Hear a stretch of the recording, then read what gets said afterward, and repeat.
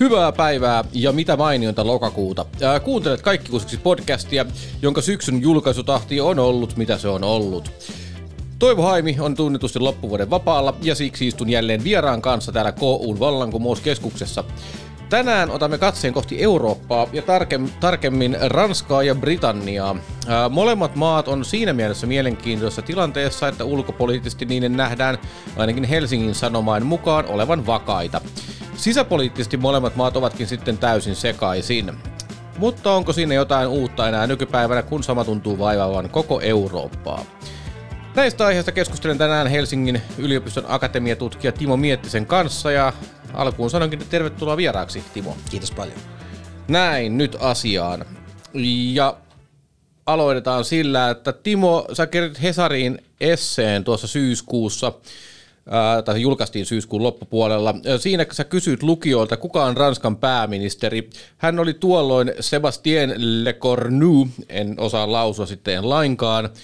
Mutta joka tapauksessa hän oli siinä vaiheessa presidentti Emmanuel Macronin vuonna 2022 alkaneen toisen presidenttikauden 5. pääministeri.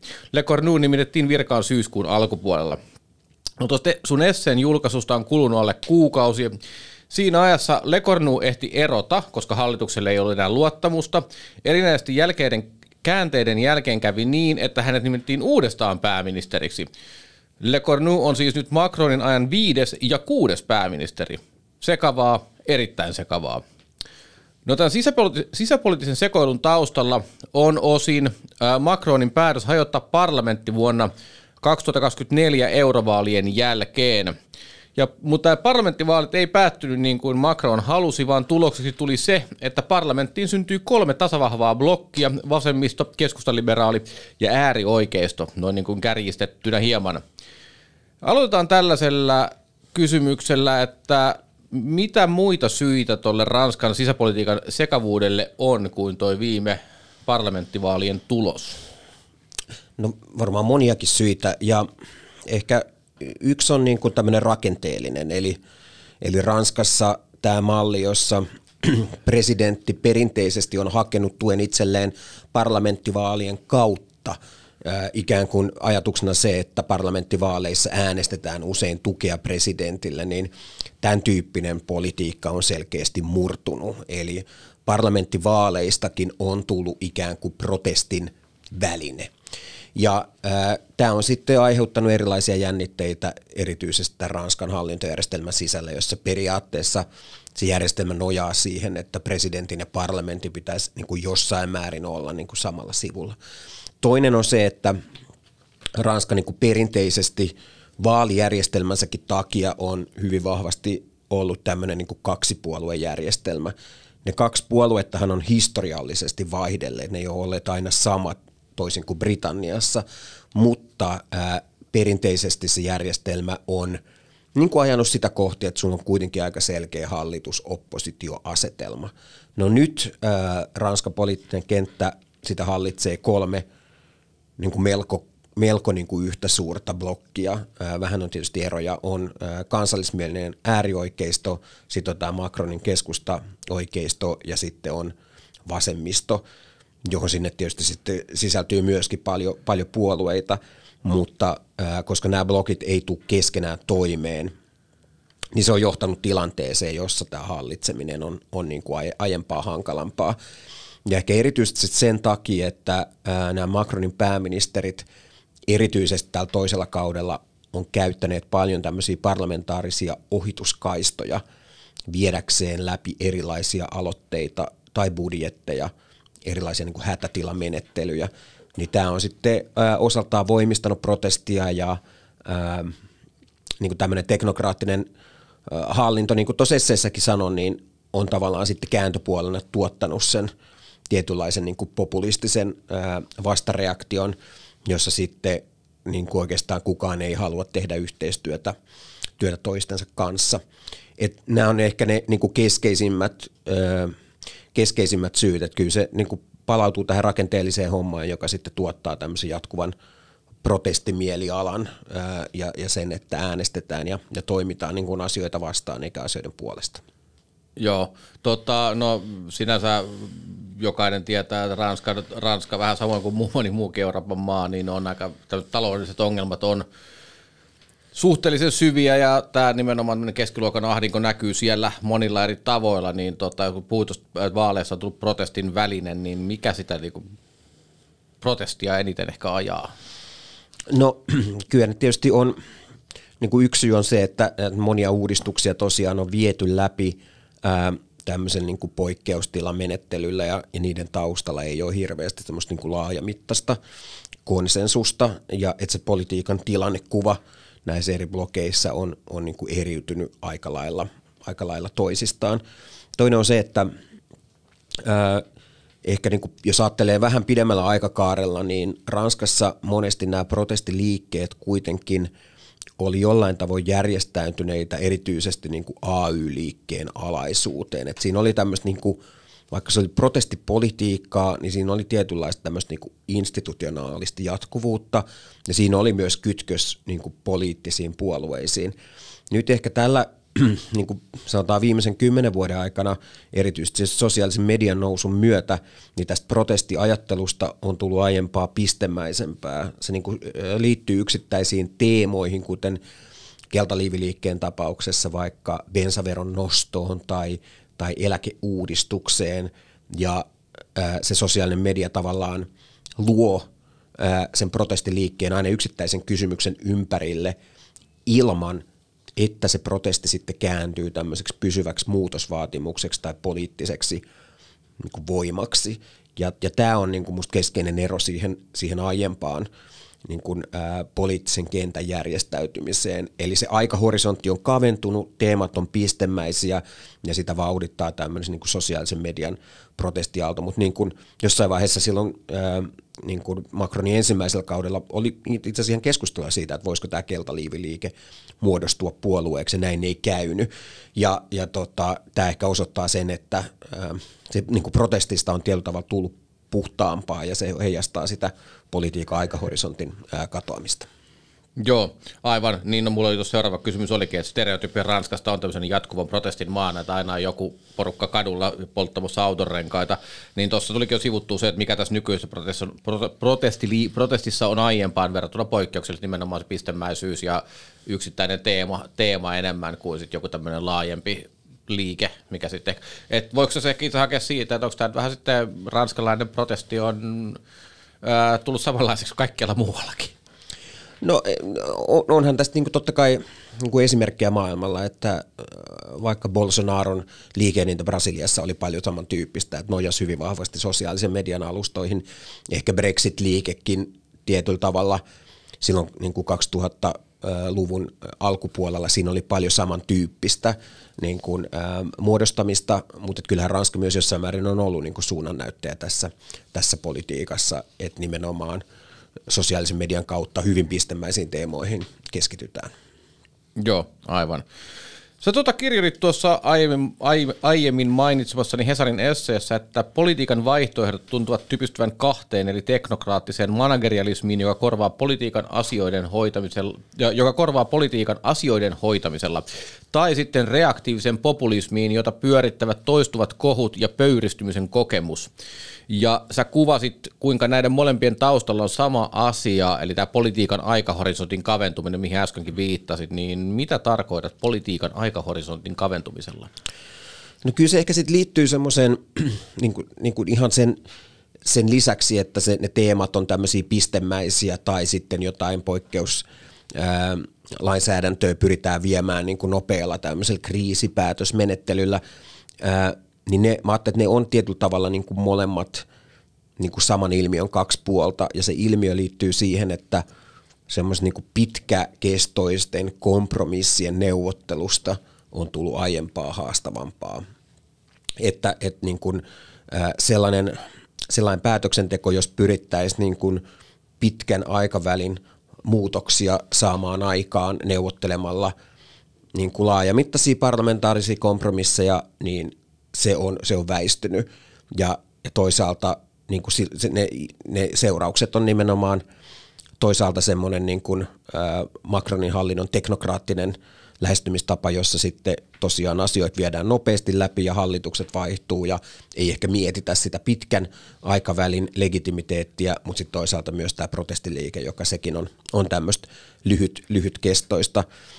Ja kai se ilmiö, joka siinä taustalla on, ehkä sitten on semmoinen niin kuin yhteiskuntapoliittisten niin kuin visioiden puuttuminen, että puuttuu niin kuin polku eteenpäin ja kyky kuvitella sitä, että minkälainen se, miten se järjestelmä voisi toimia niin kuin, pidemmällä aikavälillä. Ja politiikasta aika paljon tulee niin kuin reaktiivista toimintaa suhteessa sitten esimerkiksi teknokraattisen hallintovallan tapauksessa markkinareaktioihin ja vastaaviin, tai sitten tämän populismin tapauksessa hallituksen tai poliittisen vallan omiin uudistuksiin. Joo. Liittyykö tämä siis, tässä nyt mietin tätä, kun olet joku aika sitten olit täällä haastattelussa, keskustelin sun demokratian aikakirjasta, niin liittyykö tämä siis siihen, mitä siinä puntaroit, että meiltä on kadonnut vähän sellainen tulevaisuus, kyky kuvitella tulevaisuutta jollain tavalla? Joo, mä ajattelin, että siinä kirjassa ehkä se argumentti on niin kuin kaksinainen, että toisaalta meiltä puuttuu kyky kuvitella tulevaisuuksia tai kyky luoda vaihtoehtoja, mutta meiltä puuttuu myöskin semmoinen niin kuin pyrkimys rakentaa niin kuin jatkuvuutta historian kautta ja semmoinen niin kuin, monille näin liikkeelle sekä teknokratialle että populismille ehkä sit olennaista on jonkinlainen tämmöinen niin kuin historiattomuus ja halu tehdä asioita nopeasti ja ehkä haluttomuus sitten pohtia sitä niin kuin isompaa historiallista siirtymää, jossa politiikka on, mutta että ehkä se demokratian aikakirjankin pointti sit, niin kuin loppujen lopuksi oli siinä nimenomaan, ei vaan pelkästään tulevaisuudessa, vaan nimenomaan myös siinä semmoisessa niin kuin jatkuvuuden rakentamisessa ja sellaisissa instituutioissa, jotka puolustaa sitä jatkuvuutta, että meillähän politiikka on muuttunut niin kuin aika henkilökeskeiseksi ja Ranskan tapauksessa hyvin teemakeskeiseksi ja sen tyyppiset rakenteet, jotka ehkä perinteisesti on ajateltu, että jotka kannattelee jatkuvuutta, niin kuin puolueet tai AY-liike ja niin edelleen, niin ne on selkeästi joutuneet syrjään tässä uudessa mallissa. Joo, aivan. Toihan on, siis sinänsä tässä, mitä tuossa kuvataan Ranskaa, niin ei tässä ole aika länsimaalainen trendi tässä tuntuu olevan kaikkialla. Nämä samat ongelmat tulee vähän kaikkialla vastaan. Niin kyllä, ja se osittain varmaan liittyy näihin sosiaalisen median alustoihin, että ne tuottaa ikään kuin samantyyppistä reaktiota niin kuin kaikilla, mutta tietysti se ei ole varmaan, jos ajatellaan politiikan henkilöitymistä ilmiönä, niin se varmaan ei pelkästään ole niin kuin sosiaalisen median aikaansaama, että se on myös joku tietty medialogiikan piirre, joka sitten niin kuin haluaa tunnistaa, kun valtaa pyritään tunnistamaan, niin valta jollain tavalla ajatellaan, että se assosioituu nimenomaan henkilöihin eikä niin kuin rakenteisiin tai instituutioihin. Ja erityisesti niin kuin kovan poliittisen vallan huipulla, niin se niin kuin kehys, jossa vallankäyttöä tarkastellaan nimenomaan henkilöiden kautta, niin on aika vahva. Ja totta kai sille on niin kuin perusteet jossain Trumpin transaktionaalisessa maailmassa, niin henkilöillä on tosi paljon väliä myöskin, mutta että ehkä sitten joskus niin kuin se, että varmaan on ihan legitiimi kysymys, mitä tapahtuu ideoille ja instituutioille ja tämmöisille pitkän aikavälin ilmiöille, että ymmärretäänkö me niitä tarpeeksi ja ostaako me niin kuin arvostaa niiden merkitystä. Joo, aivan. No tuosta henkilökeskeisyydestä varmaan Emmanuel Macron on loistava esimerkki kyllä. Hän tosiaankin nousi Ranskan presidentiksi vuonna 2017 ja nyt sitten yksi asia Ranskassa on varmaa ja se on se, että Macronin presidenttikausi päättyy vuonna 2027, kun hänen toinen kautensa on ohi. Ja kuten olemme huomanneet, presidentillä on merkittävästi valtaa Ranskassa, eli Macron kykeni hajottamaan parlamentin. Toki siihen tarvittiin vähän myös, että siis ainakin käsittääkseni siihen ihan puhuta se presidentti, mutta jos tavallaan jos hallitus on myötämielinen, niin nurin vaan. Ja näin poispäin. Presidentillä on merkittävästi valtaa Ranskassa. Ja no sit mitä tapahtuu vuonna 2027? No se varmasti selvää on, että äärioikeistolla on ehdokas presidentin vaaleissa. Se voi olla sitten Marine Le Pen, tosin hänen ongelmansa on nyt se, että hänellä on korruptiotuomioita, toki siellä on sitten tämä uusi nuorempi mies nousemassa, nimeä nyt tietenkään tähän. Jordan Bardella. Kyllä joo, ja hän on juuri TikTokin ja suuri osaaja niin tituleerattu. No joka tapauksessa niin tulevaisuuden katsominen on siitä kivaa, että se on sitä aika vaikea sanoa mitään, mutta mitä poliittisia vaihtoehtoja Ranskalla lopulta on edessään, kun katsoo, että nyt niin tämä Macronin keskustaoikeistolainen teknokraattinen managerialismi on tulossa tiensä päähän, sen suosio on pohjamudissa, vasemmisto on vasemmisto on myöskin useiden eri blokkien kesken riitaisa, niin mitä poliittisia vaihtoehtoja Ranskalla tässä oikein on sitten?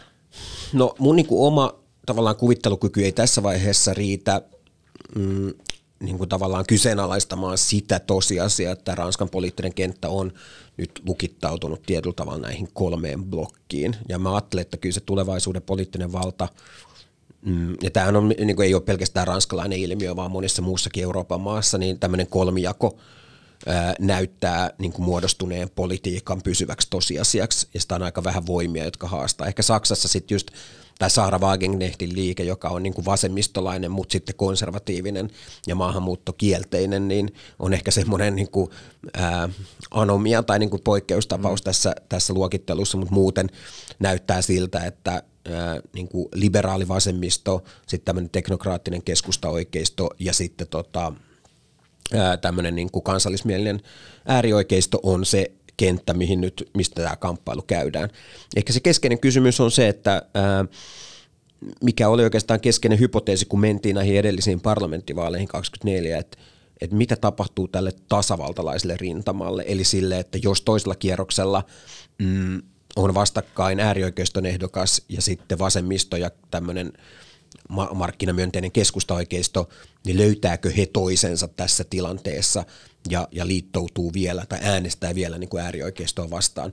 Mulle se 24 parlamenttivaalien tulos oli osoitus siitä, että se on vielä niin kuin olemassa oleva ilmiö, tämmöinen tasavaltalainen ajattelu, että gallupit näytti, että kansallinen liittouma eli äärioikeisto olisi saanut jopa yksinkertaisen enemmistön parlamentissa, mutta sitten niin kuin vaalipäivä ja se, että ihmiset lähti äänestämään, niin oli osoitus siitä, että niissä tapauksissa, missä sitten kuitenkin äärioikeistoa vastaan äänestettiin, niin tämä toinen ehdokas tuli se sitten vasemmistosta tai keskustaoikeistosta, se piti. No nyt, niin kuin, että pitääkö tämä enää 27 presidenttivaaleissa, niin se on se iso kysymys. Niin kuin sanoit, niin tämä Marine Le Penin tuomio on, että hänhän on nyt niin kuin vaalikiellossa käytännössä, että sitten se luultavasti olisi niin kuin Bardella, joka siellä toisella kierroksella olisi, mutta että paljonhan riippuu siitä, että sit myös, että kuka se vastaehdokas on, että minkä tyyppiseen maisemaan sitten se valinta asettuu, ja löytääkö tämä Macronin liike itse niin kuin omasta keskuudestaan niin kuin jatkajaa sille perinnölle, niin nämä on sellaisia kysymyksiä varmasti, jota tässä tullaan seuraamaan, mutta en usko, että tämä asetelma sinänsä isosti muuttuu. Joo, hyvä. Kiitos tästä. Nyt me matkataan kanaalin yli ja katsomme Britanniaan ja siellä tarkemmin vielä Englantiin.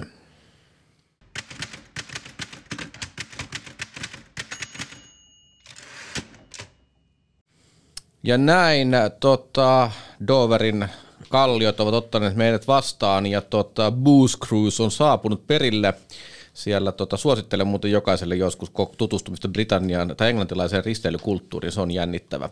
Mutta Englannissa nousi kesällä 2024 valtaan työväenpuolen Labour, joka sai parlamenttivaaleissa murskavoiton, kiitos maan vaalijärjestelmän.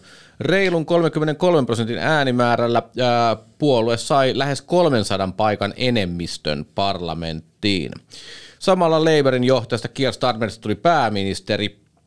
Ja nyt on lokakuu 2025 ja Keir Starmer on yksi maan epäsuositummista pääministereistä, ainakin siltä ajalta, kun meillä on galluppeja ja mielipidetiedusteluja tehtyä.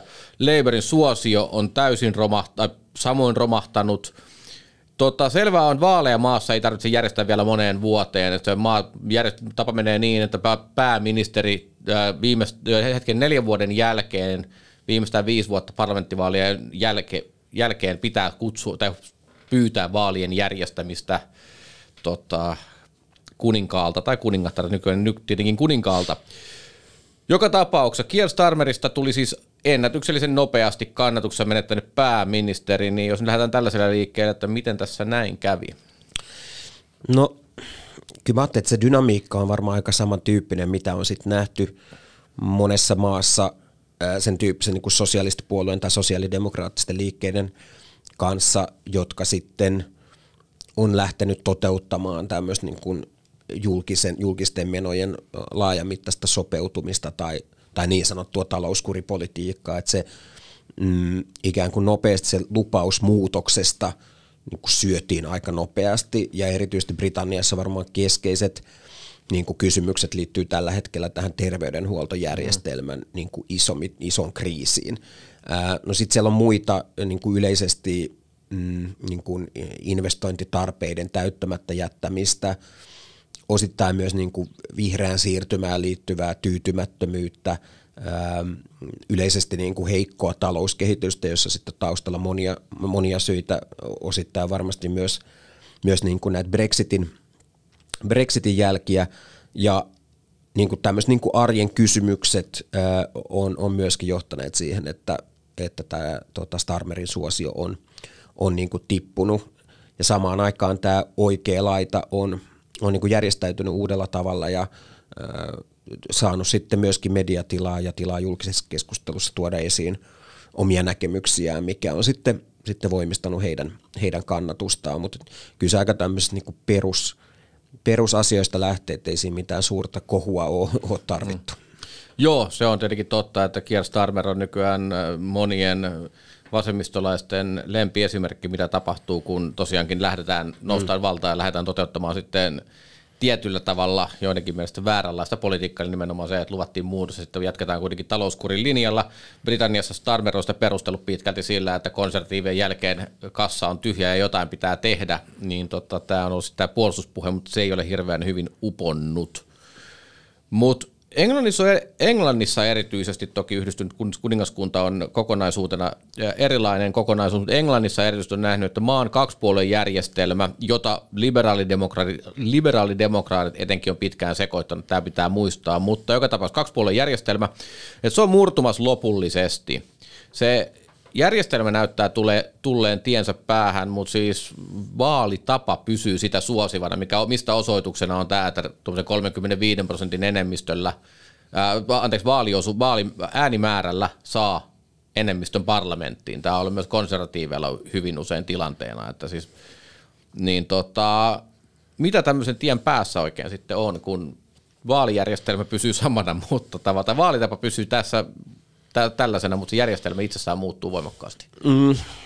No tietysti varmaan se Ranska nyt on yksi esimerkki siitä, että mitä tapahtuu, että onhan se ihan mahdollista, että tämä Britannian poliittinen kenttä niin kuin järjestäytyy enemmän tämmöisen niin kuin kolmen liikkeen ympärille. Nythän nämä 25, tai siis tämän vuoden nämä paikallisvaalit osoitti, että itse asiassa tämä Reform, eli Britannian äärioikeistopuolue, niin otti aika paljon kannatusta kyllä nimenomaan myös konservatiiveilta, että nimenomaan se konservatiivien oikea kansallismielinen laita on sitten siirtynyt yhä enemmän tämän Reform-puolueen taakse. Ja perinteisesti hän on ollut niin, että nämä äärioikeistopuolueet, vaikka ne on Britanniassa saanut niin kuin aika isojakin äänimääriä, niin kuin valtakunnallisesti ei ole sitten kuitenkaan saanut edustajia parlamenttiin, koska sitten tämä äänimäärä ei ole niin kuin kanavoitunut poliittiseksi suosioksi tämän vaalijärjestelmän takia. Ja niin kuin sanoit, niin sitten Labourin tapauksessa 35% kannatuksella voi hyvin saada enemmistön. Ja ehkä vielä lisäsi, että liberaalidemokraattien lisäksi tietysti Skotlannin kansanpuolue on myös kyllä se yksi tekijä, joka sitä tasapainoa on niin kuin muuttanut, ja meillä on ollut hallituksia, jossa sitten konservatiivitkin on joutuneet hakemaan tukea pienpuolueilta, esimerkiksi näiltä Pohjois-Irlannin konservatiivisilta puolueita saadakseen sitten yksinkertaisen enemmistön. Mutta mitä tämän tien päässä on, niin yksi vaihtoehto on se, että Tietysti tässä voi tapahtua vielä kaikenlaista ennen seuraavia vaaleja.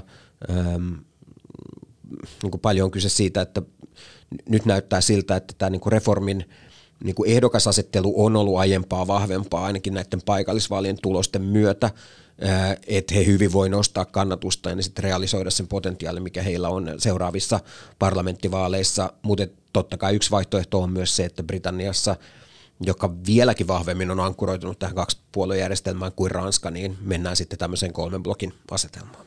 Joo, tässä on tilanne tosiaan se, että konservatiivit hallitsivat yhdistyntä kuningaskuntaa vuodesta 2010 vuoteen 2024. Pitkän valtakauden aikana nähtiin hengästyttävä määrä tapahtumia, joita alkoi kertyä etenkin vuoden 2015 parlamenttivaalien jälkeen. Ennen noita parlamenttivaaleja silloinen pääministeri David Cameron tunnetusti lupasi, että maassa järjestetään EU-kansanäänestys, jos konservatiivit voittavat. Tämä oli Cameronin tapa hakea tukea itselleen. Tapahtui niin, että konservatiivit voittivat parlamenttivaalit ja vuotta myöhemmin voitti tunnetusti kansanäänestyksessä EU-eroa ajanut väki. David Cameron toimi, kuten vastuullinen poliitikko toimii, lähti käpälämäkeen ja jätti sotkun muille, mutta siitä pisteestä oikeastaan alkoi rehellisesti sanottuna melkoinen sekoilu vuodesta 2016, jonka aikana tapahtui yhtä sun toista. Pääministeri vaihtui monta kertaa, siinä oli vaaleja ja koronakin tietenkin tuli sotkemaan pakkaa ja lopulta konservatiivin kannatus oli täysin pohjamudissa. Ja yhdessä vaiheessa maan yksi pääministeri sai aikaan totaalisen talousromahduksen, joka kesti parikymmentä päivää ja näin poispäin. Mutta joka tapauksessa vuoden 2024 vaalitappioita osattiin odottaa.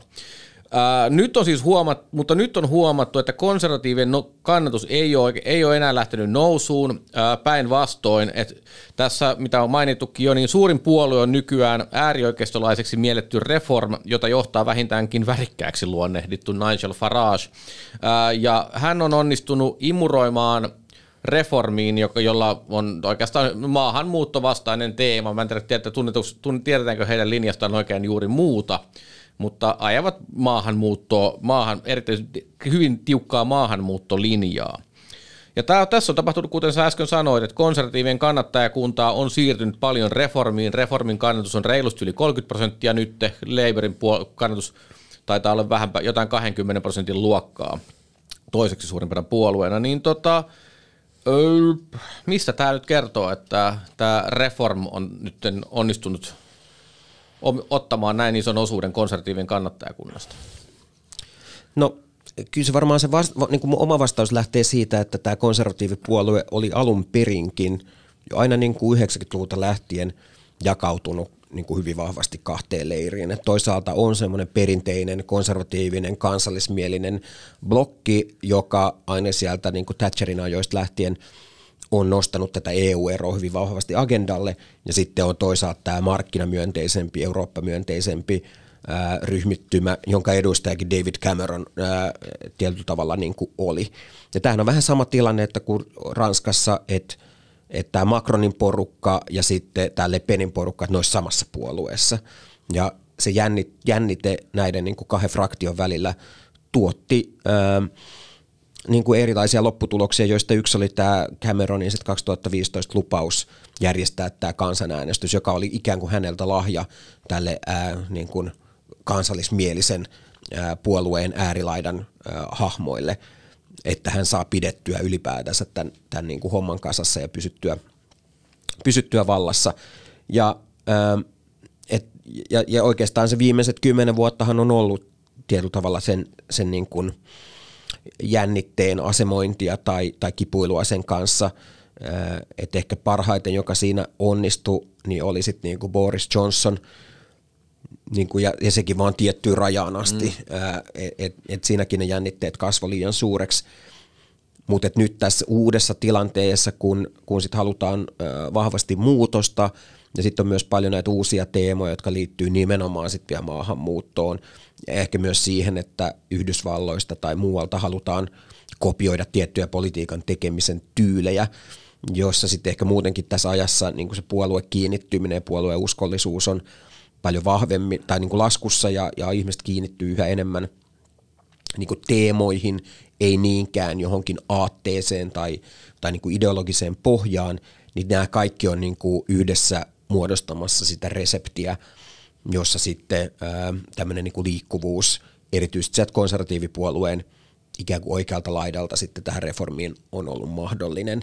Ja ehkä se on myöskin se, että tällä tavalla se niin kuin Cameronilaisuus tai se keskusta-oikeistolaisuus, niin sekin on ollut Britanniassa vähän niin kuin tavallaan voimatonta, että ei ole ollut hirveästi ideoita, että mitä sen niin kuin ajattelun puitteissa voi tehdä, koska selkeästi näkyy, että ne Brexit-päätöksen jäljet niin kuin on sellaisia, jotka sattuu, mutta sitten tavallaan ei niin kuin monista syistä haluta myöskään kyseenalaistaa sitä päätöstä, mutta tämä on se tilanne, missä ollaan, että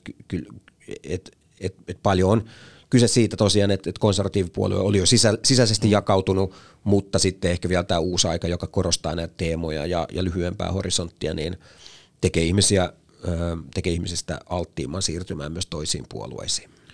Joo, kyllä. Tässä on pakko palata omiin muisteloihin, jotka ovat aina yhtä mielenkiintoisia, mutta tosiaankin 2000-luvun alkupuolella, kun opiskelin Englannissa, meillä oli yliopistolla järjestettiin erilaisia keskustelutilaisuuksia ja yhdessä niissä silloin joku konservatiivin nuorien edustaja ilmoitti, että nyt on aika erota EUsta ja se oikeastaan oli mielenkiintoinen. Mä muistelisin niin, että se kohtasi epäuskosta naurun remakkaa ja varsinkin kun hän ilmoitti, että pitäisi liittyä NAFTAan, että se on tämä mutta joka tapauksessa siis ja silloin se vastaanotto oli, että tavallaan se näki, että totta kai että konservatiivisessa oli sitä EU-eroa ajavaa porukkaa jo silloin ja olihan se näkyy, mutta se oli ehkä siis 2000-luvun alku, se oli vielä jonkinnäköistä tätä vahvan talouskasvun aikaa Euroopassa, Euroopan tilanne oli tyystin toisen näköinen, niin sille ei ihan hirveästi löytynyt kannatuspohjaa ja television keskusteluohjelmissakaan ei ihan hirveästi ollut sitä, että nyt pitäisi Britannian erota EUsta, eli tämä nyt sitten tämmöinen myöhempien, tai se lähti kehittymään voimakkaampana tendenssinä sitten varmaan finanssikriisistä eteenpäin sitten toki,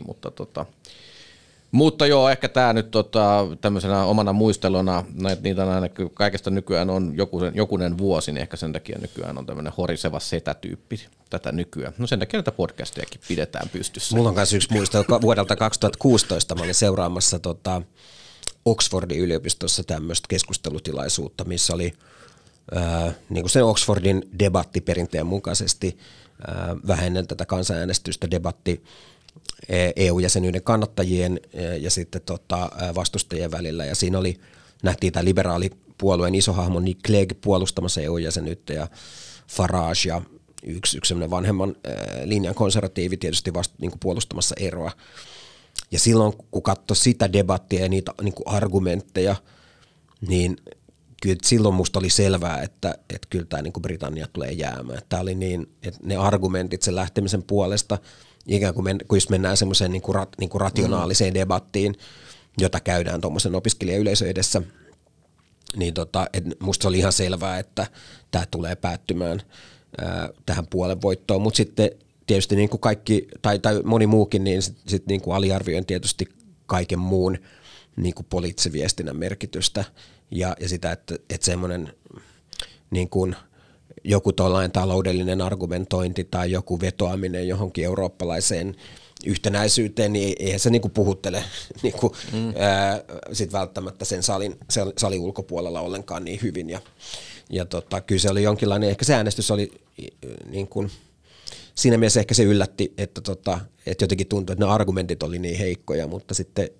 niin paljon iso osa siitä poliittisesta viestinnästä jäi sitten kuitenkin ehkä itseltä näkemättä. Joo, tähän vielä pakko sanoa Heikki Pursiainen, joka on nykyään Helsingin kaupungilla työskentelevä ekonomisti, mutta hän kirjoitti Suomen Kuvalehteen aikoinaan, kun hän oli kokoomuksen kansanedustajaehdokkaana, niin hän kertoi, että kuinka hän oli väittelyssä Teemu Keskisarjan kanssa.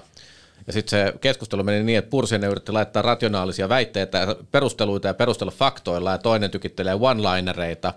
Ja lopputuloksena oli se, että Pursiaisen kaverit oli sitä mieltä, että ei, sä teet hienon työn ja voitit sen kyllä täysin, ja samaan aikaan kaikki fanit, kaikki keskustelupalstat täytyi siihen, että Keskisarja oli ykkönen ja hän on täysin kuningas. Keskustelu ei käyty ollenkaan samalla tasolla, mutta tämä on ehkä nykyään nähty enemmänkin. Mutta palataan siihen, että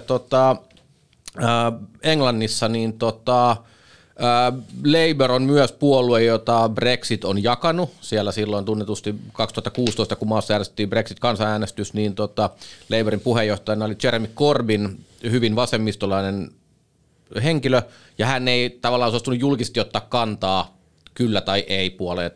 Hän pitäytyi puolue. Tavallaan hän ei ottanut juuta eikä sanonut juuta eikä jaata, ja monet on syyttänyt sitten Corbynia, Britannian EU-erosta Corbynia on syytetty monesta muustakin asiasta. Mutta joka tapauksessa nyt tässä tuoreimmassa Labourin kannatusromahduksessa siitä osa johtuu siitä, että vasemmistolaisin puolueesta on hylännyt sen. Britanniassa, toki myös Ranskassa, niin näkyy vahvasti tämmöinen vasemmiston sisäinen kipuilu. Ehkä sitten voisi kysyä näin, että kuinka paljon tässä kipuilussa on kyse niin näiden maiden omista tilanteista ja kuinka paljon siinä voi nähdä tällaista sekä yleislänsimaalaista kehitystä? No varmaan molempia, että jos ajattelee, että se ensimmäinen puoli siitä, että mikä on se maan oma tilanne, niin onhan se varmaan niin, että monessa muussa Euroopan maassa se Corbynin porukka ja Keir Starmerin porukka, niin ei ne niin kuin mahtuisi saman puolueen alle. Mutta Britanniassa se vaalijärjestelmä ja poliittinen kulttuuri on tietyllä tavalla niin kuin pakottanut heidät siihen. Mutta ne jännitteet on niin kuin olleet siellä kyteneet pitkän aikaa, ja nyt selkeästi ehkä tämän viimeaikaisen kannatuskriisinkin myötä ja sen kautta, että tietysti Corbyn lähti sieltä, niin Corbyn on sitten pistänyt pystyyn näitä omia liikkeitä ja vienyt sitä kannatusta myös siihen suuntaan. Että kyllä siinä on musta paljon semmoista maaspesifiä juttua, mutta tietysti kyllä mä ajattelen, että se isompi ja tärkeämpi siirtymä on totta kai sitten se niin kuin laajempi kuvio, joka me ollaan nähty länsimaissa, eli globalisaation myötä niin kuin perinteiset teollisuustyöpaikat on kokeneet ison muutoksen, on tullut paljon, me ollaan nähty kaupungistumista ja nykyvasemmistokin kerää kannatuksensa ei niinkään teollisuuspaikkakunnilta, vaan ennen kaikkea niin kuin kaupunkiväestön keskuudesta, jossa sitten myöskin usein nämä niin kuin materiaaliset intressit eroaa aika paljon toisistaan, että Kontulassa ja Käpylässä niin kuin, mitä niin kuin, halutaan politiikalta ja julkiselta sektorilta ja niin edelleen, niin, niin kuin se näkemys eroaa jonkin verran toisistaan, ja tämä on sitten johtanut tilanteeseen, jossa sitten semmoinen perinteinen kiinnittyminen näihin isoihin luokkaperustaisiin puolueisiin on niin kuin heikentynyt, ja tämä on varmaan se rakenteellinen selitys, joka aika monella meillä on kuvaamaan tätä uutta tilannetta, jossa puoluekenttä laajemminkin pirstaloituu Euroopassa. Kyllä. Joo, no tuossa Britanniassa tietenkin sanottava, että Englannissa 2019 parlamenttivaaleissa nähtiin se, että nimenomaan Labourin perinteinen punainen muuri, joka on siellä pohjoisen teollisuuspaikkakunnilla, kaivospaikkakunnilla, niin murtui totaalisesti, kun Boris Johnson tuli ilmoittamaan sinne yhdellä viestillä, että nyt tehdään get Brexit done, viedään Brexit EU-ero loppuun, niin porukka äänesti konservatiiveja ja hylkäsi siis, se oli vuosissa, Labour menetti paikkoja, jotka niillä oli ollut hallussa 100 vuotta. Että siis semmoisia vaalipiirejä, että tosiaankin ihan älyttömän iso siirtymä nähtiin jo silloin, mikä tietenkin näkyy tässä, mitä just sivuttiinkin, mitä tuossa huomasit, sanoitkin, että tosiaankin tämä kehitys on yleistä, mitä yleisestikin nähdään. Joo, ja samahan vähän tapahtui sitten niin kuin tavallaan tässä, että minkä takia ajateltiin, että tämä Brexit-äänestys sitten meni niin kuin meni, että siinä oli kuitenkin ajatusta, että kyllä okei, tämmöinen niin kuin markkinamyönteinen niin kuin oikeisto, että okei, ne varmaan niin kuin ajattelee näitä sisämarkkinoiden hyötyjä ja niin edelleen, mutta se mitä sitten kävi oli se, että tämä Brexit-puoli sai kannatusta nimenomaan sellaisilta konservatiivivetoisilta alueilta, jossa sitten talouskehitys on niin kuin hidastunut merkittävästi, jossa sitten ehkä ne sisämarkkinoiden hyödyt niin jäi kakkoseksi semmoiselle niin kuin protestimielialalle, jossa haluttiin näpäyttää sitä istuvaa hallitusta sen takia, että joku asunnon arvo on laskenut tai jotain vastaavaa, joka liittyy näihin isoihin muutoksiin. Kyllä mä niin kuin edelleen ajattelen, että se Brexit-äänestyskin silloin 2016, että se mitä ehkä Cameron ei nähnyt, niin oli se, että eihän siinä niin kuin EUsta tai siinä, niin kuin, eihän sen annettu arviota EUn toiminnasta, vaan kyllä se oli hyvin vahvasti niin kuin protestiäänestys. Kyllä. Joo, tässä mennään loppua kohti, niin tosiaankin selvää on, että nyt sitten tavallaan niin nämä nyt on Britannian ja Ranskan sekavat tilanteet, ne nyt ei ole hirveän yhtäläiset, tai tavallaan luonnollisesti eri maista kyse, mutta siis voidaanko niille löytää kuinka paljon yhdistäviä tekijöitä? No kyllä mä ajattelen, että molempien taustalla varmaan ne rakenteelliset selitykset, jotka liittyy tähän niin kuin teolliseen murrokseen ja sen kautta tulevaan niin kuin uudelleen asemoitumiseen, kaupunkilaistumiskehitykseen, teollisuustyöpaikkojen katoamiseen, niissä on itse asiassa aika paljon samaa. Ja poliittisen kulttuurinkin tasolla niin kuin se maailma, joka rakentui sille vakaalle kaksipuoluejärjestelmän todellisuudelle, jossa selkeästi ne luokkaintressit ja melko niin kuin vakiintunut niin kuin luokkapolitiikka tai teollinen ympäristö oli se kannatteleva tekijä, niin se on murtunut ja se tuottaa tällaisia ilmiöitä, joissa sitten ne jakolinjat muodostuu uudella tavalla ja enää se kaksipuoluejärjestelmä ei pysty niin kuin kannattelemaan sitä poliittista energiaa. Ja kyllä mä ajattelen, että jotain siinä, niin kuin, jos palataan vielä siihen politiikan lyhytkestoisuuteen, niin kyllä siinä varmasti jotain samaa on myöskin siinä molemmissa maissa, että kyllähän Reform-puoluekin niin rakastaa spektaakkeleja, rakastaa näitä sosiaalisen median alustoja, jotka myös heidän viestiä usein tuuttaa ulos, jos ajatellaan niin kuin X:ää ja vastaavaa, jotka niin kuin on muuttunut nykyään tämän tyyppisten niin kuin ideologioiden keskeiseksi foorumiksi, kyllä niistä niin kuin paljon tämän tyyppisiä niin kuin sekä teknologisia että niin kuin materiaalisia tai taloudelliseen asemaan liittyviä selityksiä on taustalla. Joo, totta. Tuosta pakko sanoa se sosiaalisen median alustoista, niin Nigel Farage on erittäin taitava tekemään niitä. Hän tekee usein muun muassa videoita, jos hän ajelee autolla muun muassa näiden, siellä Britanniassa on ollut kohua näistä tai turvapaikanhakijoiden järjestetyistä hotellimajoituksista, niin Farage on usein tehnyt sitä, että hän ajaa autolla jonkun paikan eteen ja kuvaa siellä tuolla luksushotellissa nämä nyt sitten asustelevat. Ja kas kummaa, Suomessakin on viritelty vastaavaa keskustelua, niin nämä aika tietyllä tavalla myös yhdistäviä asioita, että mitä asioita huomataan, mutta Farage on nimenomaan sosiaalisessa mediassa erittäin taitava tyyppi operoimaan. Joo, ja sitten tietysti kulttuurinen yhtenäisyys Yhdysvaltojen kanssa myös tarkoittaa sitä, että monesti sitten niin kuin esimerkiksi nyt nuorten keskuudesta levinnyt tämmöinen uusi niin kuin konservatiivisen politiikan aalto, niin Britanniassa on aika paljon elementtejä, jotka sitten sieltä otetaan ja nämä samat teemat, niin kuin joku seksuaalivähemmistöjen tai sukupuolivähemmistöjen kysymykset yhdistettynä tietynlaiseen kristillisyyteen, tietynlaiseen niin kuin arvomaailmaan ja niin edelleen, niin useinhan se on niin, että se paketti sit otetaan niin kuin kokonaisuudessaan sieltä ja ehkä tämän kulttuurisen ja kielellisen yhteyden kautta se on Britannian tapauksessa vielä sit niin kuin vahvempi se kyky niin kuin ottaa Yhdysvalloista vaikutteet vastaan. Kyllä, ja tähän vielä pakko nostaa yksi henkilö, joka on